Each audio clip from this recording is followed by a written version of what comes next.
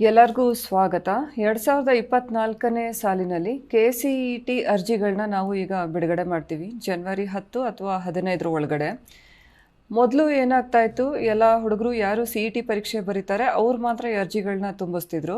ಜೊತೆಗೆ medical seat ಹಂಚಿಕೆಗಾಗಿ neat results ಬಂದ ಮೇಲೆ ಇನ್ನೊಮ್ಮೆ ಅವರ ಹೊಸದಾಗಿ ನೀಟ್ ಕೌನ್ಸಿಲಿಂಗ್ಗೆ ಅಂತ ಅರ್ಜಿ ಸಲ್ಲಿಸ್ತಿದ್ರು. ಆದ್ರೆ ಈ ಬಾರಿ ಕಾಮನ್ ಅಪ್ಲಿಕೇಶನ್ ಇರುತ್ತೆ. ಕಾಮನ್ ಅಪ್ಲಿಕೇಶನ್ ಅಂದ್ರೆ ಸೀಟ್ ಅಲಾಟ್ಮೆಂಟ್ಗೆ ಅಂತ ಇನ್ನೊಮ್ಮೆ ಬಂದು ನೀವು ಮೆಡಿಕಲ್ ಸೀಟ್ ಅಲಾಟ್ಮೆಂಟ್ಗೆ ಅಂತ ಅಪ್ಲಿಕೇಶನ್ ಹಾಕೋ ಅವಶ್ಯಕತೆ ಇಲ್ಲ. KEAಲಿ ಒನ್ಸ್ ಫಾರ್ ಆಲ್ ಇದೇ ಅರ್ಜಿಯನ್ನ ಎಲ್ಲಾ ಹುಡುಗರು ಫಿಲ್ ಮಾಡಬೇಕು. ಜೊತೆಗೆ ಇದು ಈ ಅಪ್ಲಿಕೇಶನ್ ಕಮ್ ವೆರಿಫಿಕೇಶನ್ ಮೋಡ್ ನಲ್ಲಿ ಇರುತ್ತೆ. ಅಂದ್ರೆ ಇನ್ನೊಮ್ಮೆ ವೆರಿಫಿಕೇಶನ್ಗೋಸ್ಕರ KEAಗೆ ಬರೋ ಅವಶ್ಯಕತೆ ಇಲ್ಲ. ಏನು ಡೀಟೇಲ್ಸ್ ಅರ್ಜಿಯಲ್ಲಿ ನೀವು ಭರ್ತಿ ಮಾಡ್ತೀರಾ ಅದ್ರ ಮೇಲೆನೆ ವೆರಿಫಿಕೇಶನ್ ಸ್ಲಿಪ್ ಜನರೇಟ್ ಆಗತ್ತೆ. ಸೊ ಎಲ್ಲ ಗಮನಿಸಿ. ಇಂಜಿನಿಯರಿಂಗ್ ಮತ್ತು ಮೆಡಿಕಲ್ಗೆ ಕಾಮನ್ ಆಗಿರೋಂತ ಅಪ್ಲಿಕೇಶನ್ ಇದು. ಹಾಗಿದ್ರೆ ಮೆಡಿಕಲ್ಗೆ ನಾವು ಬೇರೆ NTA ಏನು ಅರ್ಜಿ ಕರೀತಾರೆ ಅದನ್ನ ಭರ್ತಿ ಮಾಡಿ NTA ಕಂಡಕ್ಟ್ ಮಾಡುವಂತ ನೀಟ್ ಎಕ್ಸಾಮ್ ಬರಿಬಾರ್ದ ಅಂದ್ರೆ ಖಂಡಿತ ಬರಿಬೇಕು. NTA ಅವರು ರಿಲೀಸ್ ಮಾಡೋ ಅಪ್ಲಿಕೇಶನ್ ನ ನೀವು ಫಿಲ್ ಮಾಡಿ ನೀಟ್ ಎಕ್ಸಾಮ್ ನ ಕೂಡ ಬರಿಬೇಕು. ಆದ್ರೆ ಸೀಟ್ ಅಲಾಟ್ಮೆಂಟ್ಗೆ ಎಕ್ಸಾಮ್ ರಿಸಲ್ಟ್ಸ್ ಆದ್ಮೇಲೆ ಏನ್ ಇನ್ನೊಮ್ಮೆ ಅಪ್ಲಿಕೇಶನ್ ಹಾಕ್ತಾ ಇದ್ರಿ ಅದು ಇನ್ನು ಮುಂದೆ ಇರೋದಿಲ್ಲ. ಅದು ಈಗ್ಲೇನೆ ಹಾಕ್ಬೇಕಿರತ್ತೆ. ಎಕ್ಸಾಮ್ ರಿಸಲ್ಟ್ಸ್ ಬಂದ್ಮೇಲೆ ನಾವು ಒಂದು ಚಿಕ್ಕ ಇಂಟರ್ಫೇಸ್ ಕೊಡ್ತೀವಿ. ಅದರಲ್ಲಿ ನಿಮ್ಮ ರಿಜಿಸ್ಟ್ರೇಷನ್ ನಂಬರ್ ಮತ್ತು ನೀಟ್ ನಲ್ಲಿ ಏನ್ ಸ್ಕೋರ್ ಮಾಡಿದೀರಾ ಅದನ್ನ ನೀವು ಭರ್ತಿ ಮಾಡಬೇಕು. ಬಟ್ ಅಪ್ಲಿಕೇಶನ್ ಈಗ್ಲೇನೆ ಹಾಕ್ಬೇಕಿರತ್ತೆ. ಸೊ ಈ common application cum verification mode ನಲ್ಲಿ ಇರುವಂತ ಅರ್ಜಿಯನ್ನ ಹೇಗೆ ಭರ್ತಿ ಮಾಡಬೇಕು ಅನ್ನೋದನ್ನ ನಾನು ಈಗ ನಿಮ್ಗೆ ತೋರಿಸ್ಕೊಡ್ತೀನಿ. ಈಗ KCET ಮತ್ತು UG ನೀಟ್ಗೆ ಒಂದೇ ರೀತಿಯಾದ ಅಪ್ಲಿಕೇಶನ್ ಇರೋದ್ರಿಂದ ಇದು ಎಲ್ಲಿ ಲಭ್ಯ ಆಗತ್ತೆ ಅಂದ್ರೆ ಆಫ್ಟರ್ ಜನವರಿ 10th ನಮ್ಮ ವೆಬ್ಸೈಟ್ ಅಂದ್ರೆ kea.kar.nic.in ಈ ವೆಬ್ಸೈಟ್ಗೆ ಹೋದಾಗ ನಿಮ್ಗೆ ಈ ಲಿಂಕ್ ಇರುತ್ತೆ, KCET ಅಪ್ಲಿಕೇಶನ್ ಲಿಂಕ್ ಅಂತ. ನೀವು ಅದರ ಮೇಲೆ ಕ್ಲಿಕ್ ಮಾಡಿದ್ರೆ ನಿಮ್ಗೆ ಮೊದಲನೇದಾಗಿ ಕಾಣಿಸೋ ಅಂತ ಸ್ಕ್ರೀನು ಈ ಅರ್ಜಿಯನ್ನ ಭರ್ತಿ ಮಾಡೋದಿಕ್ಕೆ ಬೇಕಾದಂತ ದಾಖಲಾತಿಗಳ ಪಟ್ಟಿ ಅಂದ್ರೆ documents required for filling this application ಅಂತ. ಬಹಳ ಹೆಚ್ಚಿನ ರೆಕಾರ್ಡ್ಸ್ ಏನು ಬೇಕಾಗೋದಿಲ್ಲ. ನಿಮ್ದು 10th standard marks card, second PUC ಈಗಾಗಲೇ ಪಾಸ್ ಆಗಿದ್ರೆ ಅದ್ರದ್ದು ಮಾರ್ಕ್ಸ್ ಕಾರ್ಡ್, ನಿಮ್ಮ ಫೋಟೋ ಜೊತೆಗೆ ನಿಮ್ಮ ಸಿಗ್ನೇಚರ್, ಥಂಬ್ ಇಂಪ್ರೆಷನ್ ಇರೋಂಥ JPG ಫಾರ್ಮ್ಯಾಟ್ಸು, ಸ್ಟಡಿ ಸರ್ಟಿಫಿಕೇಟ್ಸು ಇವಿಷ್ಟು ಬೇಕಾಗತ್ತೆ. ಜೊತೆಗೆ ನಿಮ್ಮ ಮೀಸಲಾತಿಗಳು ಅಂದರೆ ಏನು ರಿಸರ್ವೇಷನ್ಸ್ ಕ್ಲೇಮ್ ಮಾಡ್ತೀರಾ ಅದಕ್ಕೆ ಅವಶ್ಯ ಇರೋಂಥ ಎಲ್ಲ RD ಸರ್ಟಿಫಿಕೇಟ್ ಅಂದರೆ ಕಾಸ್ಟ್, ಇನ್ಕಮ್ ಅಥವಾ 371J ಈ ರೀತಿಯಾದ ಯಾವುದೇ ರಿಸರ್ವೇಷನ್ಸ್ ನೀವು ಕ್ಲೇಮ್ ಮಾಡಬೇಕಾದ್ರೆ ಅದ್ರದ್ದು RD ಸರ್ಟಿಫಿಕೇಟ್ಸ್ ನಿಮ್ಮ ಹತ್ರ ಇರಬೇಕು. ಇದು ರಿಕ್ವೈರ್ಡ್ ಸರ್ಟಿಫಿಕೇಟ್ಸ್. ಸೊ ಈಗ ನೀವು ಅದರ ಕೆಳಗಡೆ ರಿಕ್ವೈರ್ಡ್ ಡಾಕ್ಯುಮೆಂಟ್ಸ್ ಏನು ಪಟ್ಟಿ ಇರುತ್ತೆ ಅದ್ರ ಕೆಳಗಡೆ ನೀವು ಹೋದಾಗ ಅಲ್ಲಿ ಏನಿರುತ್ತೆ, proceed to login for registered users, proceed to registration for new user ಅಂತ ಇರುತ್ತೆ. ಸೊ ನೀವು ನ್ಯೂ ಯೂಸರ್ ಅಂದರೆ ಹೊಸ ಬಳಕೆದಾರರು ಆಗಿರೋ ಕಾರಣ ನೀವು ನ್ಯೂ ಯೂಸರ್ ಮೇಲೇ ಕ್ಲಿಕ್ ಮಾಡಿ. ಸೊ ರಿಜಿಸ್ಟ್ರೇಷನ್ ಫಾರ್ಮ್ ಓಪನ್ ಆಯಿತು. ಏನಂತ ಅಂದರೆ ಇದು UG CET, UG NEET, architecture, UG paramedical ಕೋರ್ಸಸ್ಗೆ ಒಂದೇ ಅರ್ಜಿ ಇದು. ಮೊದಲನೇದಾಗಿ ಅದು ನಿಮಗೆ ಒಂದು ಪ್ರಶ್ನೆನ ಕೇಳುತ್ತೆ, ನೀವು KCEAB ಅಂದರೆ ಸ್ಟೇಟ್ ಬೋರ್ಡಿಂದ 10th standard SSLC exam pass ಆಗಿದ್ದೀರಾ ಅಂತ. ಹೌದು ಅಂದರೆ ಹೌದು ಕ್ಲಿಕ್ ಮಾಡಿ. ಇಲ್ಲ ಅಂತ ಯಾರ್ಯಾರು ಹುಡುಗರು ಹೇಳಬೇಕು ಅಂದರೆ CBSE, ICSE, IG ಮತ್ತು ಔಟ್ಸೈಡ್ ಕರ್ನಾಟಕದಿಂದ ಓದಿರೋಂಥ ಹುಡುಗರು ನೋ ಅಂತ ಕ್ಲಿಕ್ ಮಾಡಬೇಕು. ಕರ್ನಾಟಕ ಸ್ಟೇಟ್ ಬೋರ್ಡಿಂದ ಪಾಸ್ ಆಗಿರೋರು 10th ಸ್ಟ್ಯಾಂಡರ್ಡ್ನ ಎಸ್ ಅಂತ ಕ್ಲಿಕ್ ಮಾಡಿ. ಸೊ ನೀವು ಎಸ್ ಅಂತ ಕ್ಲಿಕ್ ಮಾಡಿದ ಕೂಡಲೇ ನೀವು ನೋಡ್ತಾ ಇದ್ದೀರಾ SLC ನೋಂದಣಿ ಸಂಖ್ಯೆಯನ್ನು ನಮೂದಿಸಿ ಅಂತ ಕೇಳ್ತಿದೆ. ಸೊ ನಾನೀಗ ಒಂದು ಟೆಸ್ಟ್ ಕೇಸ್ಗೆ ಒಂದು ನೋಂದಣಿ ಸಂಖ್ಯೆ ರಿಜಿಸ್ಟರ್ ನಂಬರ್ನ ನಾನು ನಮೂದಿಸ್ತಾ ಇದ್ದೀನಿ. ಓಕೆ, ಈ 10th ಸ್ಟ್ಯಾಂಡರ್ಡ್ ರಿಜಿಸ್ಟ್ರೇಷನ್ ನಂಬರ್ ಯಾವುದು ಅಂದರೆ ನಿಮ್ಮ 10th ಸ್ಟ್ಯಾಂಡರ್ಡ್ ಮಾರ್ಕ್ಸ್ ಕಾರ್ಡ್ನಲ್ಲಿ ಲೆಫ್ಟ್ ಹ್ಯಾಂಡ್ ಕಾರ್ನರಲ್ಲಿ ರಿಜಿಸ್ಟರ್ ನಂಬರ್ ಅಂತ ಇರುತ್ತೆ. ನಿಮಗೆ ಗೊತ್ತಾಗಲಿಲ್ಲ ಅಂದರೆ ಇಲ್ಲಿ ಒಂದಿದೆ ನೋಡಿ, where can I find my 10th SSLC register number ಅಂತ. ಅದ್ರ ಮೇಲೆ ಕ್ಲಿಕ್ ಮಾಡಿದರೆ ಇಲ್ಲಿ ಈ ಬ್ಲೂ ಕಲರ್ ಆಗಿ ಬೋಲ್ಡ್ ಆಗಿದೆ ಅಲ್ಲ, ರೆಡ್ ಕಲರ್ ಬಾಕ್ಸ್ ಹಾಕಿದ್ದಾರೆ. ಸೊ ಈ ಬ್ಲೂ ಕಲರ್ ಇರೋ ಅಂಥ ಜಾಗದಲ್ಲಿ ಏನು ನಿಮ್ಮ ರಿಜಿಸ್ಟರ್ ನಂಬರ್ ಇರುತ್ತೆ ಅದನ್ನು ನೀವು ನೋಟ್ ಮಾಡ್ಕೊಳ್ಳಿ. ನೋಟ್ ಮಾಡಿಕೊಂಡು ಇಲ್ಲಿ ನೀವು ಟೈಪ್ ಮಾಡಿ, ಅಕಸ್ಮಾತ್ ನಿಮ್ಗೆ ಗೊತ್ತಿಲ್ಲ ಅಂದರೆ. ಈಗ ನೀವು ವೆರಿಫೈ ಅಂತ ಕ್ಲಿಕ್ ಮಾಡಿ. ಓಕೆ, ನಿಮ್ಮದು ಇದು 10th ಸ್ಟ್ಯಾಂಡರ್ಡ್ ರಿಜಿಸ್ಟರ್ ನಂಬರ್ ಹಾಕಿದ ನಂತರ ವೆರಿಫೈ ಅಂತ ಕ್ಲಿಕ್ ಮಾಡಾದಮೇಲೆ SSLC ಮಾರ್ಕ್ಸ್ ಕಾರ್ಡ್ನಲ್ಲಿರುವಂತೆ ನಿಮ್ಮ ಹೆಸರನ್ನು ಸಿಸ್ಟಮ್ ಆಟೋ ಫೆಚ್ ಮಾಡುತ್ತೆ. ಇಲ್ಲಿ ನೀವು ನೋಡಬಹುದು ಪುನೀತ್ ಅಂತ ಕ್ಯಾಂಡಿಡೇಟ್ ಹೆಸರನ್ನು ಫೆಚ್ ಮಾಡಿದೆ. ಕ್ಯಾಂಡಿಡೇಟ್ ಹೆಸರೇ ಬರೆದಿಲ್ಲ, ಬಟ್ ಆದ್ರೂ ಅವನದು ಹೆಸರು, date of birth, gender, 10th standard ಯಾವ ವರ್ಷ ಪಾಸ್ ಆದ, ಅವ್ರ ತಂದೆ ಹೆಸರು, ಅವ್ರ ತಾಯಿ ಹೆಸರು, ಜೊತೆಗೆ ಅದ್ರ ಸ್ಯಾಟ್ಸ್ ನಂಬರ್ ಇದಿಷ್ಟೂ ಫೆಚ್ ಆಗಿಬಿಟ್ಟಿದೆ. ನೀವು ಇದನ್ನು ಯಾವುದನ್ನೇ ರೀತಿಯಲ್ಲಾಗಲಿ ತಿದ್ದುಪಡಿ ಮಾಡೋದಕ್ಕೆ ಇನ್ನೂ ಸಾಧ್ಯ ಇಲ್ಲ. ನೋಡಿ, ಅದು ರೆಡ್ ಬಟನ್ ಥರ ಬರ್ತಿದೆ. ಅಕಸ್ಮಾತು ನೀವು ಈ ಡೀಟೇಲ್ಸ್ನ ಗಮನಿಸಿ ನಿಮ್ಮ ಹೆಸರಲ್ಲಿ ಅಥವಾ ಇಲ್ಲಿರೋ ಯಾವುದೇ ಡೀಟೇಲ್ಸಲ್ಲಿ ತಪ್ಪಾಗಿದೆ ಅಂತ ಅನಿಸಿದಲ್ಲಿ 10th ಬೋರ್ಡ್ ಅಂದರೆ SSLC ಬೋರ್ಡ್ಗೆ ಹೋಗಿ ನೀವು ಅಲ್ಲೇ ಕರೆಕ್ಷನ್ಸ್ ಮಾಡಿಸ್ಬೇಕು. ಆವಾಗಷ್ಟೇ ಇಲ್ಲಿ ರಿಫ್ಲೆಕ್ಟ್ ಆಗುತ್ತೆ. ಇಲ್ಲಿ ಬಂದು ಅರ್ಜಿ ಕೊಟ್ಟಲ್ಲಿ ಅದು ರಿಫ್ಲೆಕ್ಟ್ ಆಗೋದಿಲ್ಲ. ಹಾಗೆ ಕೆಳಗಡೆ ನಿಮ್ಮ ವಿದ್ಯಾರ್ಹತೆ ಏನು ಅಂತ ಕೇಳ್ತಿದೆ. ಸೊ ಎಲ್ಲ ಹುಡುಗರು 12th ಸ್ಟ್ಯಾಂಡರ್ಡ್ ಅಂತಲೇ ಹಾಕಬೇಕು. ಇನ್ನು ರಾಷ್ಟ್ರೀಯತೆ, ನೀವು ಇಂಡಿಯನ್ ಇದ್ದೀರಾ ಅಥವಾ ಫಾರಿನ್ ನ್ಯಾಷನಲ್ ಇದ್ದೀರಾ ಅಂತ. ಫಾರಿನ್ ನ್ಯಾಷನಲ್ ಅಂದರೆ ನೀವು NRI ಆಗಿರ್ಬೋದು, OCI ಅಂದರೆ ಓವರ್ಸೀಸ್ ಸಿಟಿಸನ್ ಆಫ್ ಇಂಡಿಯಾ ಆಗಿರಬಹುದು. ಈಗ ನಾನು ಇಂಡಿಯನ್ ಅಂತ ಚೂಸ್ ಮಾಡ್ತಾ ಇದ್ದೀನಿ. ಇಮೇಲ್ಗೆ ಬಂದಾಗ ನೀವು ಒಂದು ಕರೆಕ್ಟಾಗಿರೋವಂಥ ನಿಮ್ಮ ಇಮೇಲ್ ID ನ ಹಾಕಬೇಕು. ಇಲ್ಲಿ ನಾನು ಅವೈಲಬಲ್ ಇರೋ ಇಮೇಲ್ ID ಹಾಕಿದ್ದೀನಿ, ನೀವು ಕರೆಕ್ಟಾಗಿರೋದನ್ನು ಹಾಕಬೇಕು. ಯಾಕೆಂದರೆ ಮುಂದೆ ಎಲ್ಲ ರೀತಿಯಾದ ಕಮ್ಯುನಿಕೇಷನ್ಸು ಈ ಇಮೇಲ್ IDಗೆ ಆಗುತ್ತೆ. ಸೊ ನೀವು ಯಾವುದೋ ಒಂದು ಹಾಕ್ಬಿಟ್ಟೆ, ನನಗೆ ಅದರದ್ದು ಏನು ಹಾಕಿದೆ ಇಮೇಲ್ ID ನಂಗೆ ನೆನಪಾಗ್ತಿಲ್ಲ, ಅದ್ರ ಪಾಸ್ವರ್ಡ್ ಗೊತ್ತಿಲ್ಲ ಅಂದರೆ ಮುಂದೆ ಆಗುವಂಥ ಕಮ್ಯುನಿಕೇಷನ್ಸ್ಗೂ ನಿಮಗೆ ಗೊತ್ತಾಗೋದಿಲ್ಲ. ತದನಂತರ ನೀವು ಒಂದು ಕ್ಯಾಪ್ಚಾ ಹಾಕಬೇಕಾಗತ್ತೆ. ಇಲ್ಲಿ ಏನು ಡಿಸ್ಪ್ಲೇ ಆಗ್ತಿದೆ ಅದು ಕ್ಯಾಪ್ಚಾನ ಸ್ವಲ್ಪ ಗಮನ ಇಟ್ಟು ಕರೆಕ್ಟಾಗಿ ನೋಡಿ ಹಾಕಿ. ನಂತರ ನಿಮ್ಮ ಮೊಬೈಲ್ ಸಂಖ್ಯೆಯನ್ನು ಹಾಕಬೇಕು. ಮೊಬೈಲ್ ಸಂಖ್ಯೆ ಅಂದರೆ ನೀವು ಕರೆಕ್ಟಾಗಿ ಯೂಸ್ ಮಾಡೋವಂಥ ಮೊಬೈಲೇ ಆಗಬೇಕು. ಏಕೆಂದರೆ ಎಲ್ಲ SMS ಅಲರ್ಟ್ ಮೆಸೇಜಸ್ಸು ಜೊತೆಗೆ OTP ನಿಮ್ಮ ಲಾಗಿನ್ ID ಕೂಡ ಇದೇ ಮೊಬೈಲ್ ಸಂಖ್ಯೆಗೆ ಹೋಗುತ್ತೆ. ಸೊ ಅಕಸ್ಮಾತು ನೀವು ನಿಮಗೆ ಗೊತ್ತೇ ಇರದೇ ಇರೋವಂಥದ್ದು, ಇಲ್ಲ ಸೈಬರ್ ಸೆಂಟ್ರವ್ರಿಗೆ ನಾನು ಅಪ್ಲಿಕೇಶನ್ ಕೊಟ್ಟಿದ್ದೀನಿ, ಆ ಸೈಬರ್ ಸೆಂಟ್ರ್ ಅವರೇ ಏನೋ ಒಂದು ಮೊಬೈಲ್ ನಂಬರ್ ಹಾಕ್ಬಿಟ್ರು ಅಂದರೆ ಮುಂದೆ ಎಲ್ಲ ಸಮಸ್ಯೆ ನಿಮಗೆ ಆಗುತ್ತೆ. ಏಕೆಂದರೆ SMS ಬರೋದಿಲ್ಲ, OTP ಬರೋದಿಲ್ಲ, ಲಾಗಿನ್ ID ಕೂಡ ನಿಮ್ಮ ಮೊಬೈಲ್ಗೆ ಬರದೇ ಹೋಗುತ್ತೆ. ಸೊ ಈಗ ನಾನು ಒಂದು ಕರೆಕ್ಟಾಗಿರೋವಂಥ ಮೊಬೈಲ್ ಸಂಖ್ಯೆ ನಾನು ಬಳಸೋವಂಥದ್ದನ್ನೇ ಹಾಕ್ತೀನಿ. ಓಕೆ, ಇದಾದಮೇಲೆ ನೀವು ಒಂದು ಪಾಸ್ವರ್ಡನ್ನು ಜನ್ರೇಟ್ ಮಾಡಬೇಕು. ಪಾಸ್ವರ್ಡ್ ಜನ್ರೇಟ್ ಮಾಡಬೇಕು ಅಂದರೆ ಅದರಲ್ಲಿ ಮಿನಿಮಮ್ 8 ಕ್ಯಾರೆಕ್ಟರ್ಸ್ ಇರಬೇಕು. ಮತ್ತು ನೀವು ಏನು ಪಾಸ್ವರ್ಡ್ ಕ್ರಿಯೇಟ್ ಮಾಡಿದ್ದೀರಾ ಅದನ್ನು ಇನ್ನೊಮ್ಮೆ ಕನ್ಫರ್ಮ್ ಮಾಡಿ. ಸೊ ಇದಿಷ್ಟು ರಿಜಿಸ್ಟ್ರೇಷನ್ ಫಾರ್ಮ್ನಲ್ಲಿ ಭರ್ತಿ ಮಾಡಬೇಕಾಗಿರೋಂಥ ಡೀಟೇಲ್ಸು. ಈಗ ನಾನು ಇದನ್ನು ರಿಜಿಸ್ಟ್ರೇಷನ್ ಅಥವಾ ನೋಂದಣಿ ಮೇಲೆ ಕ್ಲಿಕ್ ಮಾಡ್ತೀನಿ. ಇಲ್ಲಿ ನಾವು ಇನ್ನೊಮ್ಮೆ ಈ ಸ್ಕ್ರೀನ್ನ ತೋರಿಸ್ಬೇಕು ನಾನು ನಿಮಗೆ, ಏಕೆಂದರೆ ಇದು 10th ಮಕ್ಕಳಿಗೆ, ಅಂದರೆ ಕರ್ನಾಟಕ ಸ್ಟೇಟ್ ಬೋರ್ಡ್ನಿಂದ 10th ಸ್ಟ್ಯಾಂಡರ್ಡ್ ಪಾಸ್ ಆದವರು. ಯಾರು ನೋ ಅಂತ ಕ್ಲಿಕ್ ಮಾಡ್ತಾರೆ ಅವರಿಗೆ ಇಲ್ಲಿ ಏನೇನು ಡೀಟೇಲ್ಸು ಔಟ್ ಆಫ್ ಹೆಚ್ಚಾಗಿ ಬಂದ್ಬಿಟ್ಟಿದೆ. Name, gender, father's name, mother's name ಮತ್ತು ಸ್ಯಾಟ್ಸ್ ನಂಬರು ಇದು ಯಾವುದು ಬರೋದಿಲ್ಲ. ಅವರೇನೆ ಟೈಪ್ ಮಾಡಬೇಕಿರುತ್ತೆ. CBSE, ICSE, IG ಇದೆಲ್ಲ ಮತ್ತು ಔಟ್ಸೈಡ್ ಕರ್ನಾಟಕ ಓದಿರೋಂಥ ಮಕ್ಕಳು. ಸೊ ಟೈಪ್ ಮಾಡಿದಾಗ ಅವರು ಗಮನಿಸಬೇಕಾಗಿರೋ ಮುಖ್ಯವಾದ ವಿಚಾರ ಅಂದರೆ ಸ್ಯಾಟ್ಸ್ ನಂಬರ್. ಎಷ್ಟೊಂದು ಸೆಂಟ್ರಲ್ ಸಿಲೆಬಸ್ ಇರೋ ಮಕ್ಕಳಿಗೆ ಅವ್ರ ಸ್ಯಾಟ್ಸ್ ನಂಬರ್ ಏನು ಅಂತ ಗೊತ್ತಿರೋದಿಲ್ಲ. ಅವರು ಎಲ್ಲಿ ಸ್ಕೂಲಿಂಗ್ ಮಾಡಿದ್ದಾರೆ 1 to 10th ಆ ಸ್ಕೂಲಿಗೆ ಹೋಗಿ ಅವರು ಅಲ್ಲಿಂದ ತೊಗೊಳ್ಬೇಕು ಈ ಸ್ಯಾಟ್ಸ್ ನಂಬರ್ನ ನೋಡಿ ಕರೆಕ್ಟಾಗಿ ಹಾಕಬೇಕು. ಸೊ ಕರೆಕ್ಟಾಗಿ ಸ್ಯಾಟ್ಸ್ ನಂಬರ್ನ ನೀವು ಟೈಪ್ ಮಾಡದೆ ಹೋದರೆ CBSE, ICSE ಮಕ್ಕಳಿಗೆ ಅದು ಸ್ಕ್ರೀನ್ ಮುಂದಕ್ಕೆ ಹೋಗೋದಿಲ್ಲ. ಸೊ ಇಲ್ಲಿ ಒಂದು ಹರ್ಡಲ್ ಬರುತ್ತೆ. ಕರೆಕ್ಟಾಗಿರೋಂಥ ಸ್ಯಾಟ್ಸ್ ನಂಬರ್ನ ಔಟ್ಸೈಡ್ ಸ್ಟೇಟ್ ಬೋರ್ಡ್ ಮಕ್ಕಳು ತಮ್ಮ ಶಾಲೆಗಳಿಂದ ಪಡೆದುಕೊಂಡು ನಮೂದಿಸಬೇಕು. ಮತ್ತು ಮಿಕ್ಕಿದ ಈ ಎಲ್ಲ ಡೀಟೇಲ್ಸ್ನು ಅವರೇ ಟೈಪ್ ಮಾಡಬೇಕಿರುತ್ತೆ. ಸೊ ಸ್ಯಾಟ್ಸ್ ನಂಬರ್ ಹಾಕಾದ್ಮೇಲೆ ಇಲ್ಲಿರೋ ಡೀಟೇಲ್ಸ್ ಕರೆಕ್ಟ್ ಇದೆಯಾ ಇಲ್ಲೋ ಅಂತ ಸಿಸ್ಟಮ್ ಮತ್ತೊಮ್ಮೆ ಚೆಕ್ ಮಾಡುತ್ತೆ. ಸೊ ಸ್ಯಾಟ್ಸ್ ನಂಬರ್ ವ್ಯಾಲಿಡ್ ಇಲ್ಲ ಅಂದರೆ ಮತ್ತೆ ಸ್ಕ್ರೀನ್ ಮುಂದಕ್ಕೆ ಹೋಗಲ್ಲ, ಅಲ್ಲೇ ಸ್ಟ್ರಕ್ ಆಗ್ತಾ ಇರುತ್ತೆ, ನಾಟ್ ಅ ವ್ಯಾಲಿಡ್ ಸ್ಯಾಟ್ಸ್ ನಂಬರ್ ಅಂತ. ಹಾಗಾಗಿ ಕರೆಕ್ಟಾಗಿರೋ ಸ್ಯಾಟ್ಸ್ ನಂಬರ್ನ ನೀವು ಹಾಕಬೇಕು. ಸೊ ಈಗ ನಾನು ರಿಜಿಸ್ಟ್ರೇಷನ್ ಕಂಪ್ಲೀಟ್ ಮಾಡ್ತೀನಿ. ನೋಡಿ, ಈಗ ಇಲ್ಲಿ ಬರ್ತಾ ಇದೆ ಲಾಗಿನ್ ಡೀಟೇಲ್ಸು ಈ ಥರ ಇದೆ, ಜೊತೆಗೆ ಪಾಸ್ವರ್ಡು ನೀವು ಏನು ಕ್ರಿಯೇಟ್ ಮಾಡಿದ್ದೀರಾ ಅದೇ ಥರ ಅಂತ. ದಯವಿಟ್ಟು ಈ ಯೂಸರ್ ID ಅಂತ ಏನಿದೆ ಇದನ್ನು ನೋಟ್ ಮಾಡಿ ಇಟ್ಕೊಳ್ಳಿ. ನಿಮ್ಮ ರಿಜಿಸ್ಟರ್ಡ್ ಮೊಬೈಲ್ ನಂಬರ್ಗೆ ಕೂಡ ಈ ಯೂಸರ್ ID ಹೋಗಿರತ್ತೆ. ಬಟ್ ಸೇಫರ್ ಸೈಡು ಯಾವುದಾದ್ರೂ ಒಂದು ಡೈರಿಯಲ್ಲಿ ನೀವು ಬರೆದು ಇಟ್ಕೋಬೇಕು. ಇಲ್ಲ ಯಾವುದೋ ಸ್ಲಿಪ್ ಮೇಲೆ ಬರೆದು ಅದು ಕಳೆದೋಯ್ತು ಆ ಥರ ಆಗೋದಕ್ಕಿಂತ ಒಂದು ಕಡೆ ನೀಟಾಗಿ ನೋಟ್ ಮಾಡಿ ಇಟ್ಕೊಳ್ಳೋದು ಉತ್ತಮ. ಸೊ ನಾನು ಕೂಡ ಇದನ್ನು ನೋಟ್ ಮಾಡ್ಕೊಳ್ತಿದ್ದೀನಿ. ಮುಂದೆ ಎಲ್ಲ ಫರ್ದರ್ ಪ್ರೋಸೆಸ್ಗೆ ಇದು ಬೇಕಾಗತ್ತೆ ಲಾಗಿನ್ ID. ಈಗ ನೀವು ಓಕೆ ಅಂತ ಕ್ಲಿಕ್ ಮಾಡಿ.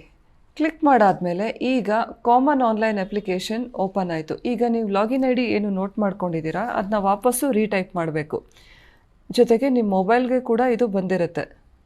ಪಾಸ್ವರ್ಡ್ ಏನು ಕ್ರಿಯೇಟ್ ಮಾಡಿದ್ದೀರಾ ಅದನ್ನೇ ಟೈಪ್ ಮಾಡಿ. ತದನಂತರ ಈಗ ನೀವು ಹೊಸ ಬಳಕೆದಾರ ಕ್ಲಿಕ್ ಮಾಡೋ ಹಾಗಿಲ್ಲ, ಯಾಕೆಂದರೆ ಈಗಾಗಲೇ ನೀವು ರಿಜಿಸ್ಟರ್ಡ್ ಯೂಸರ್ ಇದ್ದೀರಾ. ಲಾಗಿನ್ ಆಗಿ. ಅಲ್ಲಿ ಒಂದು ಆಪ್ಷನ್ ಇತ್ತು ಫರ್ಗಾಟ್ ಪಾಸ್ವರ್ಡ್ ಅಂತ. ಅಕಸ್ಮಾತ್ ನಿಮಗೆ ಪಾಸ್ವರ್ಡ್ ಮರ್ತೋದ್ರೆ ಆ ಆಪ್ಷನ್ನ ಉಪಯೋಗಿಸಿ. ಸೊ ಈಗ ನಿಮ್ಮ ರಿಜಿಸ್ಟರ್ ನಂಬರು, ನಿಮ್ಮ ಹೆಸರು ಎಲ್ಲನೂ ಬಂದ್ಬಿಟ್ಟಿದೆ. ನಿಮ್ಮ ಇಮೇಲ್ ಐ ಡಿ ಕೂಡ ಬಂದಿದೆ. ನೀವು ಸೆಲೆಕ್ಟ್ ಮಾಡಬೇಕಿರೋದು ನೀವು ಯಾವ ಜಿಲ್ಲೆಯವರು ಅಂತ. ಯಾವುದು ಜಿಲ್ಲೆ ಅಂತ ಜಿಲ್ಲೆಗಳದ್ದು ಲಿಸ್ಟ್ ಬರುತ್ತೆ. ಸೊ ಆ ಜಿಲ್ಲೆಗಳದ್ದು ಲಿಸ್ಟಿಂದ ನೀವು ಸೆಲೆಕ್ಟ್ ಮಾಡಬೇಕು. ಅಕಸ್ಮಾತ್ ನೀವು ಔಟ್ಸೈಡ್ ಕರ್ನಾಟಕ ಆದರೆ ಔಟ್ಸೈಡ್ ಕರ್ನಾಟಕ ಅಂತ ಚೂಸ್ ಮಾಡಬೇಕಿರುತ್ತೆ. ನಿಮ್ಮದು ಅಡ್ರೆಸ್ ಒಂದನ್ನು ಹಾಕ್ಕೊಳ್ಳಿ. ವಿದ್ಯಾರ್ಹತೆ ಸೆಕೆಂಡ್ ಪಿ ಯುನೇ ಇರುತ್ತೆ. ನೀವು ರೆಸಿಡೆಂಟ್ ಅಥವಾ ನಾನ್ ರೆಸಿಡೆಂಟ್, ಎಲ್ಲ ಮಕ್ಕಳು ಸಾಮಾನ್ಯವಾಗಿ 95% ರೆಸಿಡೆಂಟ್ ಆಫ್ ಇಂಡಿಯಾನೇ ಆಗಿರ್ತಾರೆ. ಒಂದು 5% ಮಕ್ಕಳು ಮಾತ್ರ ನಾನ್ ರೆಸಿಡೆಂಟ್ ಇರ್ತಾರೆ. ಇನ್ನು ರಿಲಿಜನ್, ನಿಮ್ಮ ಧರ್ಮ ಏನಿದೆ ಅದನ್ನು ನಮೂದಿಸಿ. ಮದರ್ ಟಂಗ್, ನಿಮ್ಮ ಮಾತೃಭಾಷೆ ಏನಿದೆ ನಮೂದಿಸಿ. ಮೆಜಾರಿಟಿ ಎಲ್ಲ ಕನ್ನಡನೇ ಇರುತ್ತೆ. ಸ್ಯಾಟ್ಸ್ ನಂಬರ್ ಈಗಾಗಲೇ ಇದೆ, ಸ್ಟೇಟು ಇದೆ, ತಾಲೂಕಾನೂ ಇದೆ, ನ್ಯಾಷನಾಲಿಟಿ ಇದೆ. ಮತ್ತು ಈಗ ನಾವು ಇಂಡಿಯನ್ ಅಂತ ಚೂಸ್ ಮಾಡಿರೋದ್ರಿಂದ ಸೆಲೆಕ್ಟ್ ರೆಸಿಡೆಂಟ್ ಕಂಟ್ರಿ ಓಪನ್ ಆಗೋಲ್ಲ. ಸಪೋಸ್ ನಾನೇನಾದರೂ ಇಲ್ಲಿ ನಾನ್ ರೆಸಿಡೆಂಟ್ ಇಂಡಿಯನ್ ಅಂದರೆ ಆಗ ನಾವು ಬೇರೆ ಯಾವ ದೇಶದಲ್ಲಿ ಈಗ ವಾಸವಾಗಿದ್ದೀವಿ ಅಂತ ನಾವು ಚೂಸ್ ಮಾಡಬಹುದು.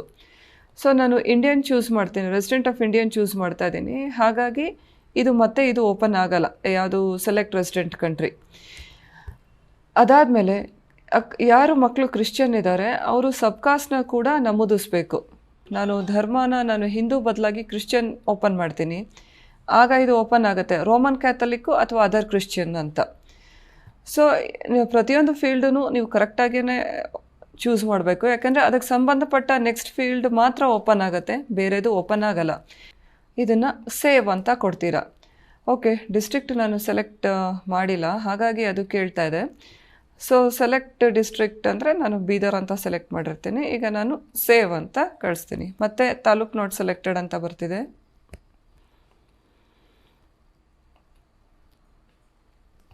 Okay,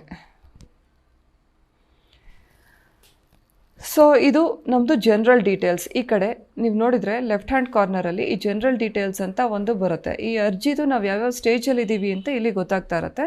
so general details saved successfully ಅಂತ ಆದಮೇಲೆ ಇದು ಓಪನ್ ಆಗುತ್ತೆ. ನಾವು ಆಯಿತು, ಇನ್ಫಾರ್ಮೇಷನ್ ಆಯಿತು. So will go to next page, ಮುಂದುವರಿಸು. ಸೇವ್ ಆದಮೇಲೆ ನೆಕ್ಸ್ಟ್ ಪೇಜ್.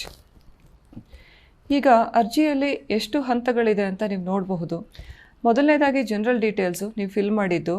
ನಂತರ ಬರುವಂಥದ್ದು ಎಲಿಜಿಬಿಲಿಟಿ ಕ್ಲಾಸ್, ಅಂದರೆ ನೀವು ಅರ್ಹತಾ ಖಂಡಿಕೆ ಯಾವುದಕ್ಕೆ ಬರ್ತೀರಾ. Next reservation, study details. ಅದಾದಮೇಲೆ NRI ಪರ್ಸನ್ ನೀವಾಗಿದ್ದರೆ ಅದಕ್ಕೆ ರಿಲೇಟೆಡ್ ಆಗಿರೋಂಥ details, bank details, document uploading, next course details, ಯಾವ್ಯಾವ ಕೋರ್ಸ್ಗೆ ನೀವು ಅಪ್ಲೈ ಮಾಡ್ತಾ ಇದ್ದೀರಾ ಅಂತ. ಈಗ ಇಲ್ಲಿ ಕೆಲವೊಂದು ಕ್ವೆಶ್ಚನ್ಸ್ ಇರುತ್ತೆ, ನೀವು ಅದನ್ನ ಎಸ್ ಅಥವಾ ನೋ ಅಂತ ಆನ್ಸರ್ ಮಾಡಬೇಕು. NRI ವಾರ್ಡ್ ಅಥವಾ NRI ಕೆಳಗಡೆ ನೀವು ಸೀಟ್ನ ಚೂಸ್ ಮಾಡ್ತೀರಾ ಅಂತ ಹೌದು ಅಥವಾ ಇಲ್ಲ ಅಂತ ಹೇಳಬೇಕಾಗತ್ತೆ. ಸೊ ನಮ್ಮ 95% ಮಕ್ಕಳು NRI ಅಲ್ಲ, ಅವರು ನಾನ್ ರೆಸಿಡೆಂಟ್ ಇಂಡಿಯನ್ಸ್ ಅಲ್ಲ, ಇಂಡಿಯನ್ಸೇ.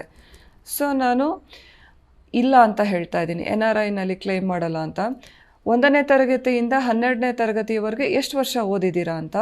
ನಾನು 7 ಇಯರ್ಸ್ ಅಂತ ಹೇಳ್ತೀನಿ, ಯಾಕೆಂದರೆ ನಮ್ಮಲ್ಲಿ ಮೆಜಾರಿಟಿ ಎಲ್ಲ ಮಕ್ಕಳು 7 ಇಯರ್ಸ್ ಓದೇ ಇರ್ತಾರೆ, 1 to 12.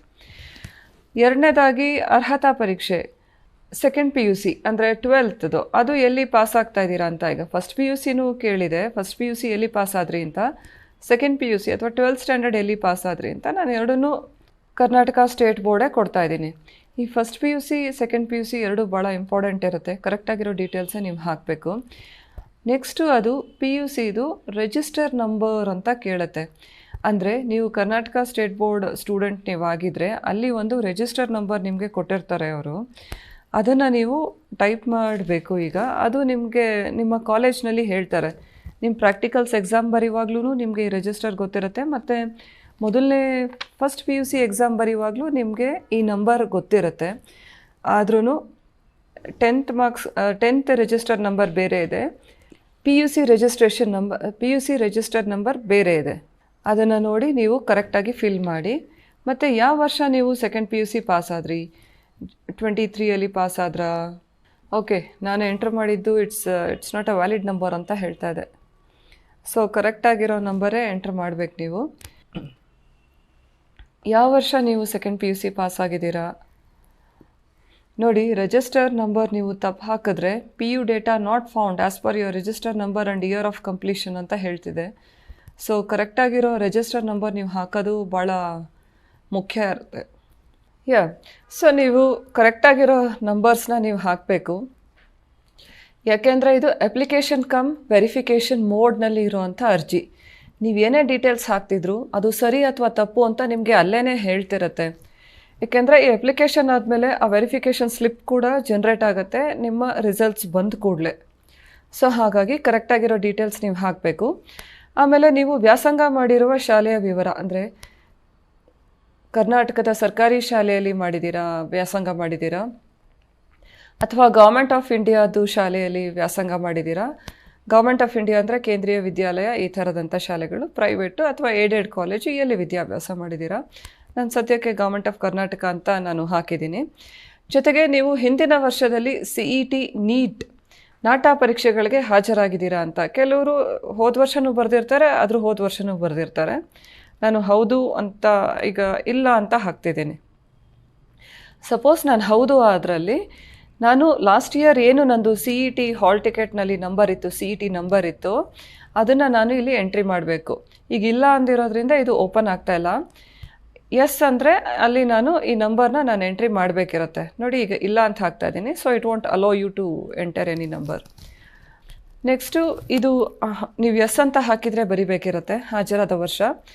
ಜೊತೆಗೆ ನೀವು CET ನೀಟ್ ನಾಟಾ ಅಡಿಯಲ್ಲಿ ಸೀಟ್ ಪಡೆದು ಕಾಲೇಜ್ಗೆ ವರದಿ ಮಾಡ್ಕೊಂಡಿದ್ದೀರಾ, ಇದು ಕೂಡ ಇದಕ್ಕೆ ರಿಲೇಟೆಡು. ಲಾಸ್ಟ್ ಇಯರ್ CETಯಲ್ಲಿ ಎಕ್ಸಾಮ್ ನೀವು ಬರೆದಿದ್ರೆ ಏನು ನಿಮ್ಮ CET ನಂಬರ್ ಆಗಿತ್ತು, ಯಾವಾಗ ನೀವು ಅಪಿಯರ್ ಆಗಿದ್ರಿ, ಕಾಲೇಜ್ಗೆ ರಿಪೋರ್ಟ್ ಆಗಿದ್ರಾ ಅಂತ ನೀವು ಹೌದು ಇಲ್ಲ ಹೇಳಬೇಕಾಗತ್ತೆ. ಇದು ಹೌದು ಅಂತ ಬರೆದ್ರೆ ಮಾತ್ರ ಇವೆಲ್ಲ ಸ್ಕ್ರೀನ್ಸ್ ಓಪನ್ ಆಗುತ್ತೆ, ಇಲ್ಲ ಅಂದರೆ ಇಲ್ಲ. ಸೊ ನೆಕ್ಸ್ಟು ಇದೆಲ್ಲದ್ರ ಮೇಲೆ ನಿಮ್ಮ ಅರ್ಹತಾ ಖಂಡಿಕೆ ಅದರಷ್ಟು ಕದೇ ಜನ್ರೇಟ್ ಆಗಿದೆ. It's class A. ನೀವು ಕ್ಲಾಸ್ ಎ ಕ್ಯಾಂಡಿಡೇಟ್ ಅಂತ. ಸೊ ಇದು ಅಪ್ಲಿಕೇಶನ್ ಕಮ್ ವೆರಿಫಿಕೇಷನ್ ಮೋಡಲ್ಲಿ ಇರೋದ್ರಿಂದ ನಾನು ತಪ್ಪಾಗಿ ಏನಾದರೂ ಹಾಕಿದ್ರೆ ಅದು ನನಗಲ್ಲೇ ಹೇಳ್ತಿದೆ, it's not a valid number, ನಿಮ್ಮ ಡೇಟಾ ಕಾಣ್ತಾ ಇಲ್ಲ ಅಂತ. ಈಗ ನಾನು ಇದನ್ನು ಉಳಿಸು, ಸೇವ್ ಅಂತ ಕೊಡ್ತಾ ಇದ್ದೀನಿ. ಈಗ eligibility class details saved successfully ಅಂತ ಬಂತು. ಈಗ ಸಪೋಸ್ ನಾನು 7 ವರ್ಷ ಬದಲಾಗಿ ಕಡಿಮೆ ನಂಬರ್ಸ್ ಹಾಕಿ ನಮ್ಮ ತಂದೆ ತಾಯಿ ಇಲ್ಲಿ ಓದಿದ್ರು ಆ ಥರ ಎಲ್ಲ ಹಾಕಿದ್ರೆ ಆಗ ಎಲಿಜಿಬಿಲಿಟಿ ಕ್ಲಾಸು B, C ಆ ಥರ, ಅಥವಾ ನಮ್ಮ ತಂದೆ ತಾಯಿ ಡಿಫೆನ್ಸ್ನವರು ಅಂದರೆ, ಅಥವಾ ನಾನು ಹೊರನಾಡು ಗಡಿನಾಡು ಕನ್ನಡಿಗ ಅಂತ ಆ ಥರ ಕ್ವೆಶ್ಚನ್ಸ್ಗೆ ಎಸ್ ಅಂತ ನಾನು ಇಲ್ಲಿ ಕೊಟ್ಟಿದ್ರೆ ಆಗ ನನ್ನ ಕ್ಲಾಸು ಬೇರೆ ಬೇರೆ ಥರ ಆಗ್ತಾ ಇರುತ್ತೆ. ಸೊ ನೀವು ಏನು ಆಗಿದ್ದೀರಾ, ಏನು ಕ್ಲೈಮ್ ಮಾಡೋಕ್ಕೆ ಬಯಸ್ತಾ ಇದ್ದೀರಾ, ಅದ್ರ ಪ್ರಕಾರನೇ ನೀವು ಈ ಕ್ವೆಶ್ಚನೇರ್ನ ಫಿಲ್ ಮಾಡಬೇಕು. ಈಗ eligibility class details saved successfully ಅಂತ ಬರ್ತಾ ಇದೆ. ನಾನು ಆಯಿತು, ವಿಲ್ ಕ್ಲೋಸ್ ಇಟ್. ಈಗ ಮುಂದುವರಿಸು, ನೆಕ್ಸ್ಟ್ ಪೇಜ್ಗೆ ಹೋಗೋಣ ಅಂತ. ಸೊ ಎಲಿಜಿಬಿಲಿಟಿ ಕ್ಲಾಸ್ ಡೀಟೇಲ್ಸ್ನ ನಾವು ಪೂರ್ಣ ಮಾಡಿದ್ದೀವಿ. ನೆಕ್ಸ್ಟ್ ಸ್ಕ್ರೀನ್ ರಿಸರ್ವೇಷನ್ಗೆ ಹೋಗ್ತಿದೆ. ಸೊ ರಿಸರ್ವೇಷನ್ಸ್ ಅಂದರೆ ನೀವು ಕ್ಯಾಸ್ಟು, ಇನ್ಕಮು ಅಥವಾ 371J ಏನು ಕ್ಲೈಮ್ ಮಾಡ್ತಿದ್ದೀರಾ ಅದಷ್ಟೇ ಅಲ್ಲದೆ ಬೇರೆ ಆದಂಥ ರಿಸರ್ವೇಷನ್ಸು ಇರುತ್ತೆ. ರಿಲಿಜಿಯಸ್ ಲಿಂಗ್ವಿಸ್ಟಿಕ್ ಮೈನಾರಿಟಿ ಅಂದರೆ ನೀವು ಧಾರ್ಮಿಕ ಅಥವಾ ಭಾಷಾ ಅಲ್ಪಸಂಖ್ಯಾತರ ಅಂತ. ಜೊತೆಗೆ ಇಲ್ಲಿ ಒಂದೊಂದಾಗಿ ನೀವು ಹೋಗ್ಬೋದು. GM ಹೊರತುಪಡಿಸಿ ಬೇರೆ ಅದನ್ನು ಕ್ಲೈಮ್ ಮಾಡ್ತಿದ್ದೀರಾ ಅಂದರೆ ನಾನು ಇಲ್ಲ ಅಂತ ಹಾಕಿದ್ದೀನಿ. ಈಗ ಹೌದು ಅಂತ ಹಾಕಿದಲ್ಲಿ ಅದು ನನಗೆ ಹೇಳುತ್ತೆ ನಿಮ್ಮ RD ಸರ್ಟಿಫಿಕೇಟನ್ನು ನೀವು ಎಂಟ್ರ್ ಮಾಡಿ ಅಂತ. ಹೇಗೆ ಎಂಟ್ರ್ ಮಾಡಬೇಕು ಅಂತಲೂ ಕೊಟ್ಟಿದ್ದಾರೆ ನೋಡಿ, ಎಕ್ಸಾಂಪಲ್ ಅಂತ ಕೊಟ್ಬಿಟ್ಟು RD 1 2 3 ಈ ಥರ ಕೊಟ್ಟಿದ್ದಾರೆ. ಸೊ ಈ ನಮೂನೆಯಲ್ಲೇ ನೀವು ಭರ್ತಿ ಮಾಡಬೇಕು ನಂಬರ್. ಅಂದರೆ ಇಲ್ಲೇನು RD 1 2 3 4 5 6 7 8 ಆ ಥರ RD ಅಂತ ಸ್ಟಾರ್ಟಿಂಗ್ ಇದ್ದು ಆಮೇಲೆ ನಂಬರ್ಸ್ ಇದೆ ಅದೇ ಥರ. ಅದಾದಮೇಲೆ ನೀವು ಚೆಕ್ ಅಂತ ಕೊಡಬೇಕಾಗತ್ತೆ. ಸೊ ಒಂದು RD ಸರ್ಟಿಫಿಕೇಟ್ ನಂಬರು ನಾನು ಎಂಟ್ರಿ ಮಾಡ್ತೀನಿ. ಈಗ RD 00381914400029. ಈಗ ನಾನು ಅದನ್ನು ಚೆಕ್ ಅಂತ ಹೇಳಬೇಕಾಗತ್ತೆ. Category certificate validated and rejected ಅಂತ ಬರ್ತಿದೆ. ಈಗ ಕ್ಯಾಟಗರಿ ಸರ್ಟಿಫಿಕೇಟ್ ವ್ಯಾಲಿಡೇಟೆಡ್ ಅಂದರೆ ಆ ರೀತಿಯಾದ ಸರ್ಟಿಫಿಕೇಟು ಇದೆ, ಆದರೆ ನೀವು ಹೇಳಿರೋ ಹೆಸರಿಗೆ ಅದು ಮ್ಯಾಚ್ ಆಗ್ತಾ ಇಲ್ಲ ಅಂತ, ಅದಕ್ಕೆ ರಿಜೆಕ್ಟ್ ಆಗಿದೆ ಅದು. ಸೊ ರಿಜೆಕ್ಟ್ ಆಯಿತು ಅಂದರೆ ಅರ್ಥ ನೀವು ಆ ರಿಸರ್ವೇಷನ್ನ ಕ್ಲೇಮ್ ಮಾಡೋದಕ್ಕೆ ಬರಲ್ಲ ಅಂತ. ಸೊ ಹಾಗಾಗಿ ಈಗ ನಾನು GM ಅಂತ ಮಾಡ್ತೀನಿ. ಈಗ ಚೆಕ್ ಮಾಡಿ ಏನಾಯಿತು, RD ಸರ್ಟಿಫಿಕೇಟ್ ನಾನು ಏನು ಹಾಕ್ತೆ ಅದರಲ್ಲಿ ಹೆಸರು ಮಂಜುನಾಥ್ ನರಸಿಂಹಯ್ಯ ಗೌರಮ್ಮ ಅಂತ ಬರ್ತಾ ಇದೆ. ಆದರೆ ನೀವು ನೋಡ್ದಂಗೆ ನಮ್ಮಲ್ಲಿ ಕ್ಯಾಂಡಿಡೇಟು ಪುನೀತ್ ಅಂತ ಇದ್ದರು. ಸೊ ಹಾಗಾಗಿ ಅದು ರಿಜೆಕ್ಟ್ ಆಗೋಯ್ತು ಅಂತ. ಸೊ ಹಾಗಾಗಿ ನೀವು ಕರೆಕ್ಟಾಗಿರೋ ಆರ್ ಡಿ ಸರ್ಟಿಫಿಕೇಟ್ ನಂಬರ್ ಹಾಕಬೇಕು. ಕರೆಕ್ಟಾಗಿರೋ ಆರ್ ಡಿ ಸರ್ಟಿಫಿಕೇಟ್ ಅಂದರೆ ನಿಮ್ಮ ಹೆಸರು 10th ಸ್ಟ್ಯಾಂಡರ್ಡ್ ಮಾರ್ಕ್ಸ್ ಕಾರ್ಡಲ್ಲಿ ಏನು ನಿಮ್ಮ ಹೆಸರಿದೆ, ನಿಮ್ಮ ತಂದೆ ಹೆಸರಿದೆ, ನಿಮ್ಮ ತಾಯಿ ಹೆಸರು ಇದೆ, ಅದೇ ರೀತಿಯಾಗಿ ಅದೇ ಥರ ಸ್ಪೆಲ್ಲಿಂಗು ಅದೇ ಥರನೇ ಬರಬೇಕು ನಿಮ್ಮ ಆರ್ ಡಿ ಸರ್ಟಿಫಿಕೇಟಲ್ಲಿ. ಸಪೋಸ್ ನಿಮ್ಮ 10th ಸ್ಟ್ಯಾಂಡರ್ಡ್ ಮಾರ್ಕ್ಸ್ ಕಾರ್ಡಲ್ಲಿ ನಿಮ್ಮ ಹೆಸರು ಮಂಜುನಾಥ್ ತಳವಾರ್ ಎಸ್ ಅಂತ ಇದ್ದರೆ, ನೀವು ಆರ್ ಡಿ ಸರ್ಟಿಫಿಕೇಟಲ್ಲೂ ಕೂಡ ಮಂಜುನಾಥ್ ತಳವಾರ್ ಎಸ್ ಅಂತಲೇ ಮಾಡಬೇಕಿರುತ್ತೆ. ಅಲ್ಲಿ ಏನಾದರೂ ನೀವು ಮಂಜುನಾಥ್ ಟಿ ಎಸ್ ಅಂತ ಮಾಡಿಬಿಟ್ರೆ ಆಗ ಅದು ಮ್ಯಾಚ್ ಆಗೋದಿಲ್ಲ, ಎರಡೂ ಹೆಸರುಗಳು ಬೇರೆ ಬೇರೆ ಅಂತ. ಸೊ ಆರ್ ಡಿ ಸರ್ಟಿಫಿಕೇಟು ಒಂದು ಹೆಸರು ಕರೆಕ್ಟಾಗಿ ಮ್ಯಾಚ್ ಆಗಬೇಕು. ಅದು 10th ಸ್ಟ್ಯಾಂಡರ್ಡ್ ಮಾರ್ಕ್ಸ್ ಕಾರ್ಡ್ನಲ್ಲಿ ಯಾವ ಥರ ಹೆಸರಿದೆ ಅದೇ ಥರನೇ ಇರಬೇಕು. ಇನ್ನೊಂದು, ಅದರದ್ದು ವ್ಯಾಲಿಡಿಟಿ ಪೀರಿಯಡು ಎಕ್ಸ್ಪೈರ್ ಆಗಿರಬಾರ್ದು. ಈಗ ಪ್ರತಿಯೊಂದು ಆರ್ ಡಿ ಸರ್ಟಿಫಿಕೇಟ್ಗೂ ಅದರದ್ದು ವ್ಯಾಲಿಡಿಟಿ ಪೀರಿಯಡ್ ಇರುತ್ತೆ, 3 years 5 years ಅಂತ. 5 ವರ್ಷದ ಪೀರಿಯಡು ಎಕ್ಸ್ಪೈರ್ ಆಗಿರಬಾರ್ದು. SC ST ಕ್ಯಾಟಗರಿ 1 ಹುಡುಗರಿಗೆ ಮಾತ್ರ ಲೈಫ್ ಟೈಮ್ ಸರ್ಟಿಫಿಕೇಟ್ಸ್ ಇರುತ್ತೆ, ಮಿಕ್ಕವ್ರಿಗೆಲ್ಲ ಅದು ಎಕ್ಸ್ಪೈರಿ ಟೈಮ್ ಇರುತ್ತೆ. ಸೊ ವ್ಯಾಲಿಡ್ ಇದೆ ಮತ್ತು ನಿಮ್ಮ ಹೆಸರು ಅದರಲ್ಲಿ ಮ್ಯಾಚ್ ಆಗ್ತಾ ಇದೆ ಅಂತ ನೀವು ಗಮನಿಸ್ಕೊಳ್ಳಿ. ಸೊ ಇದು ಮ್ಯಾಚ್ ಆಗದೆ ಇರೋ ಕಾರಣ ನಾನು ಇದನ್ನು GM ಅಂತ ಮಾಡಿದ್ದೀನಿ.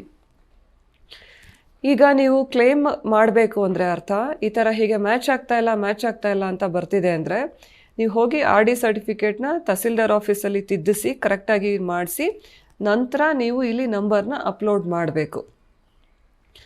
ನಿಮ್ಮ ಕುಟುಂಬದ ಆದಾಯ, ವಾರ್ಷಿಕ ಆದಾಯ 8 ಲಕ್ಷಕ್ಕಿಂತ ಕಡಿಮೆ ಇದ್ದಲ್ಲಿ ನೀವು ಇನ್ಕಮ್ ಇದನ್ನು ಕ್ಲೇಮ್ ಮಾಡ್ಬೋದು. ಅಕಸ್ಮಾತ್ ನಾನು 8 ಲಕ್ಷಕ್ಕಿಂತ ಕಡಿಮೆ ಇದೆ ಅಂದರೆ ನಾನು ಹೌದು ಅಂತ ಹೇಳಬೇಕು. ಹೌದು ಅಂತ ಹೇಳಿದ್ರೆ ಮತ್ತೆ ಅದು ಆರ್ ಡಿ ನಂಬರ್ ಕೇಳುತ್ತೆ. ಸೊ ನೀವು ಕರೆಕ್ಟಾಗಿರೋ ಆರ್ ಡಿ ನಂಬರ್ ಹಾಕಿ ಚೆಕ್ ಅಂತ ಕೊಡಬೇಕು. ಅದು ಮ್ಯಾಚ್ ಆದರೆ ಮಾತ್ರ ನಿಮಗೆ ಮುಂದಕ್ಕೆ ಹೋಗಿಬಿಡುತ್ತೆ, ಇಲ್ಲ ಅಂದರೆ ಇಲ್ಲ GM ಅಂತ ಹೇಳುತ್ತೆ. ಸೊ ಈಗ ನಾನು ಕರೆಕ್ಟಾಗಿರೋ ಆರ್ ಡಿ ನಂಬರ್ ಹಾಕೋಣ ಅಂತ ಅಲ್ಲಿ give it a try. C, ಇದೇ ನಂಬರ್ನ ನಾನು ಮತ್ತೆ ಎಂಟ್ರ್ ಮಾಡ್ತೀನಿ ಚೆಕ್ ಅಂತ. ಸೊ ಆವಾಗ ಇನ್ಕರೆಕ್ಟ್ ಇನ್ಪುಟ್ ಅಂತ ಬರ್ತಾ ಇದೆ. ಕರೆಕ್ಟಾಗಿರೋ ನಂಬರ್ನ ನೀವು ಹಾಕಬೇಕು. ನೀವು 371J ಕ್ಲೈಮ್ ಮಾಡೋರಾದರೆ ಹೌದು ಅಂತ ಹಾಕಿದ್ರೆ ಮತ್ತೆ ಅದು ನಿಮಗೆ ಆರ್ ಡಿ ನಂಬರ್ ಎಂಟ್ರಿ ಮಾಡಿ ಅಂತ ಕೇಳುತ್ತೆ. ಇಲ್ಲ ಅಂತ ಆದರೆ ಅದು ಕೇಳೋದಿಲ್ಲ. ಇಲ್ಲೂ ಅಷ್ಟೇ. ಆಮೇಲೆ ಇದು ರೂರಲ್ ರಿಸರ್ವೇಷನ್ಸ್ಗೆ ನೀವು 1ನೇ ತರಗತಿಯಿಂದ 10ನೇ ತರಗತಿವರೆಗೂ ಕರ್ನಾಟಕದ ಗ್ರಾಮೀಣ ಪ್ರದೇಶದಲ್ಲಿ ಓದಿದ್ದೀರಾ ಅಂತ ಕೇಳ್ತಿದೆ. ರೂರಲ್ ಏರಿಯಾಸು ಎಸ್ ಅಂತ ನೀವು ಕೊಡಬಹುದು ಅಥವಾ ನೋ ಅಂತಲೂ ಕೊಡ್ಬೋದು. ರೂರಲ್ ಏರಿಯಲ್ಲಿ ಓದಿದರೆ ಎಸ್ ಅಂತ ಕೊಡ್ಬೋದು, ಇಲ್ಲಾಂದರೆ ನೋ ಅಂತ ಕೊಡಬೇಕಾಗತ್ತೆ. ನಾನು ಇಲ್ಲಿ ನೋ ಅಂತ ಕೊಟ್ಟಿದ್ದೀನಿ. ಆಮೇಲೆ ನೀವು ಲಿಂಗ್ವಿಸ್ಟಿಕ್ ಮೈನಾರಿಟಿ ಆ ಥರ ಏನಾದರೂ ಕ್ಲೇಮ್ ಮಾಡ್ತಾ ಇದ್ದೀರಾ ಅಂದರೆ ಅದು ಇಲ್ಲ ಅಂತಲೇ ಬರುತ್ತೆ. ಯಾಕೆಂದರೆ ನಾನು ಹಿಂದೂ ಅಂತ ಮೊದಲನೇ ಸ್ಕ್ರೀನಲ್ಲಿ ಕೊಟ್ಟಿರೋದ್ರಿಂದ ಇದು ನನಗೆ ಅಲೋ ಮಾಡಲ್ಲ ಎಸ್ ಅಂತ ತಗೊಳ್ಳೋದಕ್ಕೆ.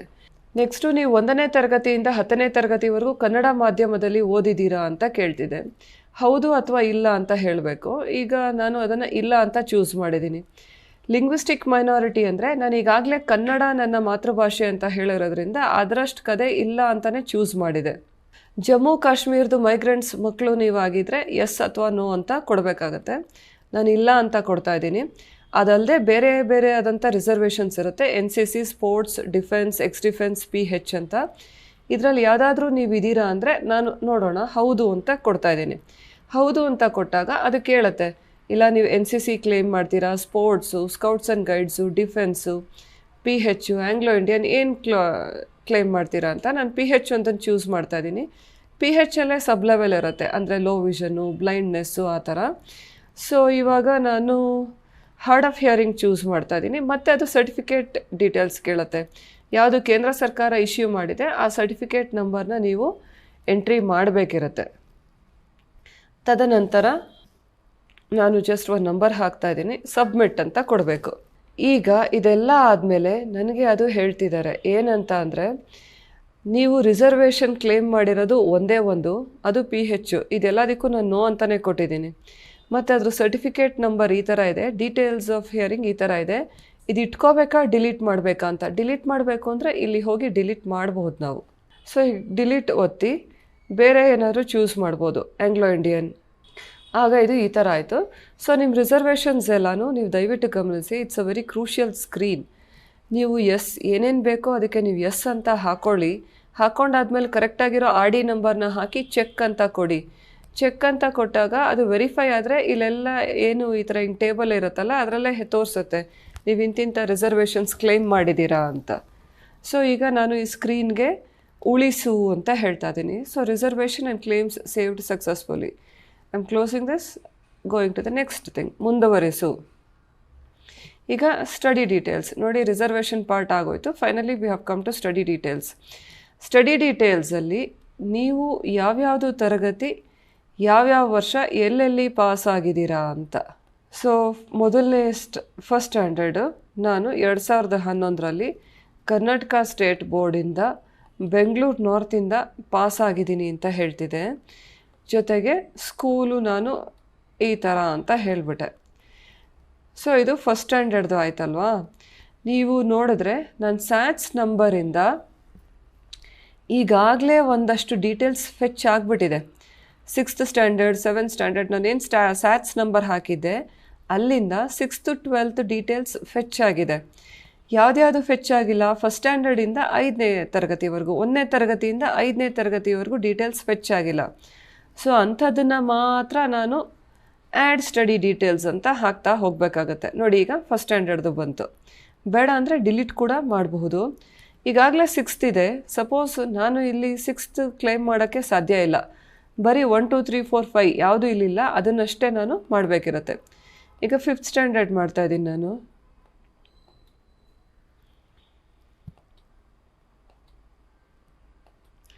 ಸೊ ಬೆಂಗಳೂರು ನಾರ್ತ್ ಅಂತಲೇ ಹಾಕ್ತಾಯಿದ್ದೀನಿ.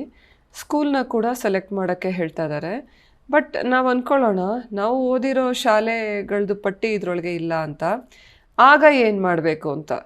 ನಾವು ಓದಿರೋದು ಶಾಲೆಗಳ ಪಟ್ಟಿ ಇಲ್ಲಿಲ್ಲ ಅಂತಂದರೆ ನೀವು ಕೆ ಎಗೆ ಒಂದು ಮೇಲ್ ಕಳಿಸ್ಬೇಕು, suppose if it's not there. ಆಗ ನಾವು ನಿಮಗೆ ಒಂದು ಅದರ್ಸ್ ಅಂತ ಎಂಟ್ರ್ ಮಾಡೋದಕ್ಕೆ ಅವಕಾಶ ಕೊಡ್ತೀವಿ. ಸೊ ಆ್ಯಂಡ್ ಸ್ಟಡಿ ಡೀಟೇಲ್ಸ್ ಅಂತ ಹೇಳಿ ಅದು ಆಗೋಯ್ತು. ಈಗ ನೆಕ್ಸ್ಟ್ ನೋಡಿ, total number of study years is 9 ಅಂತ ಬರ್ತಿದೆ. ಈಗ ನಿಮ್ಮ ಅರ್ಜಿಯಲ್ಲಿ ಜನರಲ್ ಡೀಟೇಲ್ಸ್ ಫಿಲ್ ಮಾಡಿದ್ದೀರಾ, eligibility class, reservation, study details ಎಲ್ಲ ಆಗಿದೆ. NRI ನಾವು ಕ್ಲೈಮ್ ಮಾಡಿಲ್ಲ, ಇಂಡಿಯನ್ ಅಂತ ಹಾಕಿದ್ದೀವಿ, ಆಯಿತು. ಸೊ ಆ ಸ್ಟೇಜ್ಗೆ ಅದು ಹೋಗೋದಿಲ್ಲ. ಈಗ ಬ್ಯಾಂಕ್ ಡೀಟೇಲ್ಸ್ ಇಲ್ಲಿ ಹಾಗೇ ಇರುತ್ತೆ, ನೀವು ಜಸ್ಟ್ ಮುಂದುವರೆಸು ಅಂತ ಕೊಡಬೇಕಾಗತ್ತೆ. Next bank details. ಈ ಬ್ಯಾಂಕ್ ಡೀಟೇಲ್ಸ್ ಭಾಳ ಮುಖ್ಯ, ಏಕೆಂದರೆ ನಿಮಗೆ ಫೀಸ್ ರೀಫಂಡ್ ಬರಬೇಕಾದ್ರೆ ಕರೆಕ್ಟಾಗಿರುವಂಥ account number, bank name, branch, IFSC code ಇದೆಲ್ಲ ಫಿಲ್ ಮಾಡಬೇಕಿರತ್ತೆ.